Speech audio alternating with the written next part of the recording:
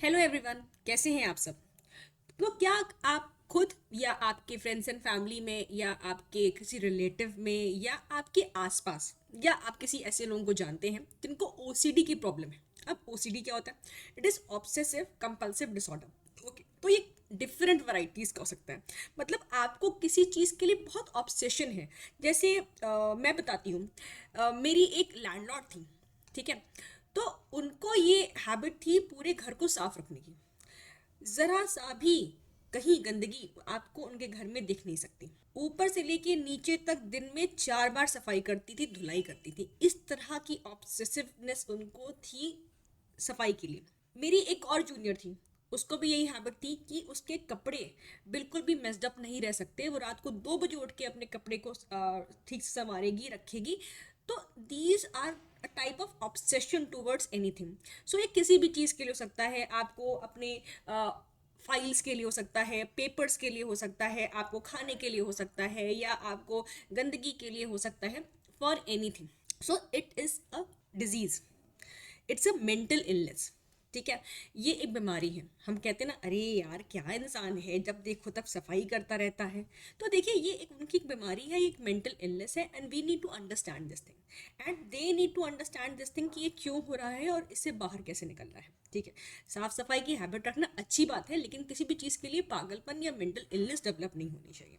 ठीक है, तो उस ये होता क्यों है? देखिए, your gut and your brain are connected to each other. ये मैंने हमेशा बोला है और मेरे सारे वीडियोस में आप ये कोरिलेशन पाएंगे कि gut and the brain is bidirectionally correlated to each other through the vagus nerve. If your gut is imbalanced, if you are having dysbiosis in the gut, that is more of the bad bacteria, then it will trigger your brain inflammation. Fine, हमारे गट में 70 to 80% of the neurotransmitters produce होते हैं।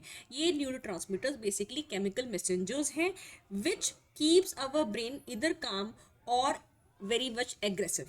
ठीक है, तो एक balance रहता है। जैसे ग्लूटामेट, गाबा, इसका बैलेंस मेंटेन होना जरूरी होता है। ग्लूटामेट एक्साइटेटरी न्यूरोट्रांसमीटर्स है और गाबा हमें काम डाउन करता है। उसी तरह से सेरोटोनिन हो गया, फिर आपका डोपामीन हो गया, फिर आपके ऑक्सीटोसिन हो गए। ये वो न्यूरोट्रांसमीटर्स हैं जो हमें हैप्पीनेस देते हैं, हमारे मूड को रेगुलेट करते हैं, हमें किसी भी चीज़ के लिए एक्सप्रेस करने की अपनी खुशी। ये डिपेंड करता है कि हमारा न्यूरोट्रांसमीटर बैलेंस कैसा है।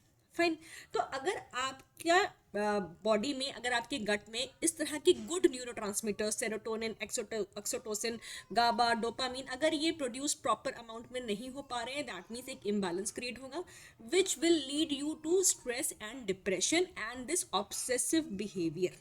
ओके, अच्छा, अब इसको मैनेज कैसे करना है, इसको ट्रीट कैसे करना है, खुद की बॉडी को हील कैसे करना है ताकि हम एक नॉर्मल लाइफ जी सकें। उसके लिए सबसे पहले हमें अपने गट को रीसेट करना होगा। You need to heal your gut, you need to reset your gut. Our gut is having the ability to heal itself. ठीक है, तो उसके लिए you can do fasting, you have to eliminate all the inflammatory diets, you need to have clean diet, you need to have good supplements which can give you good minerals and vitamin support. ठीक है, omega 3 हो गया, zinc and मैग्नीशियम्स हो गए, vitamin D का level अच्छा होना चाहिए, आयरन लेवल अच्छा होना चाहिए, फिर आपके प्रोटीन्स, कार्बोहाइड्रेट्स, फैट्स, ये बॉडी में आपके बैलेंस होने चाहिए। Carbohydrates, proteins and fats, these are macronutrients and very much important for the normal growth and development of the body and even for the gut microbiomes to be balanced. So clean diet, proper diet, balance diet. Diet is a big thing.